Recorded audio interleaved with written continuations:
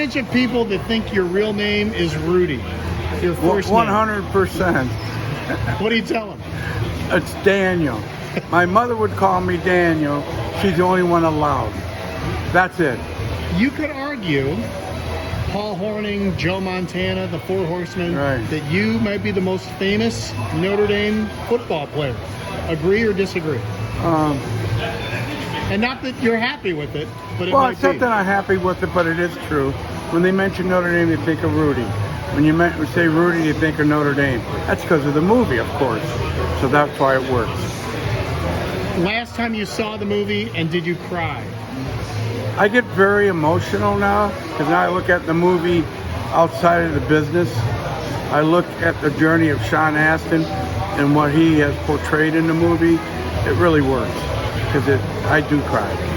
Percentage of the movie that's real and percentage that's made up to make it a good movie? That's a great question, by the way. We stuck to 100% the spirit of the truth, but in a movie you can't do a documentary. So you have to do a lot of composites, a lot of embellishments to make the movie move and entertaining. So there's some stuff on there. Yeah, it's basically what you see. I'll give you an example. Okay. The guy's putting the football jerseys on. That would never happen at Notre Dame. But there's a guy who went in and gave up his uniform so I could play. But so we wanted to keep the spirit of the team. So the way we would do that, we only had 8 seconds. So in 8 seconds, we showed it, just put the jerseys on the table. So that told the story differently, but in the spirit of the truth. Do you still sit down on a Saturday with a bag of chips and watch Notre Dame college football? I do. Or if I'm away, I'll listen on the radio. And, you know, you do say, are they missing the tradition? Where's that next level? Do you feel like they haven't? They haven't. That's my belief. Does it bother you? It does. Because if you play for something greater than you go to that next level. I don't see that. What kind of message will you give in your talk if you could put it into a nugget? Oh, if you have a dream, make something bigger than you. Make it for someone you love or make for someone that needs a dream. Don't make it about you. Has anyone ever come to you and say that? All the time. What do they say? I think the best compliment from either from kids or from parents. My son watches your movie. A parent would say, "Thank you, Rudy. My son didn't commit suicide. We had him in counseling. Boy, he's doing great now. He gets the message." Because there's bullying involved in the movie as well, and they connect to that.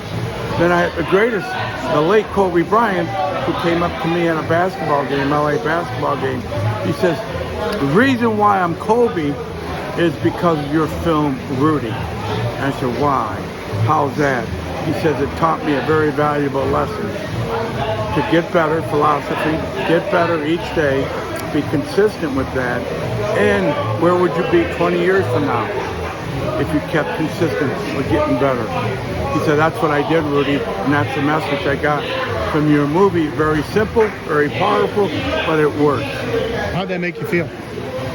Well, that's the point. I said, I'm in like, wow, really? I don't take myself, it's not my movie, it's his movie too. It's your movie too. And I say, well, thank you. I'm glad I never quit. What if I would have quit? I would never met that, or that he would never got that message. What if I would have said, well, this is not worth it? That's why I kept my mind away from the naysayers and goofy people that would say, you didn't do anything. They're right. I didn't do anything according to your mind. That's why I'm not around you. I'd rather be around people who understand the struggle, who works through life, who gets through life, who has to fight for every inch. Those are the ones who have the gratitude and have the appreciation of the grit and the grind, belief, persistence, over all that, perseverance, the faith that you still have the dream. Last question. How close were you to quitting? In the movie, all the you're time, very close. All the time I wanted to quit.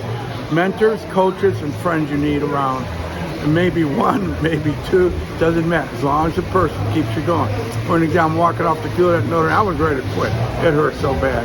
And the coach come up and say, "Hey, Rudy, good practice today." That kept me in the game.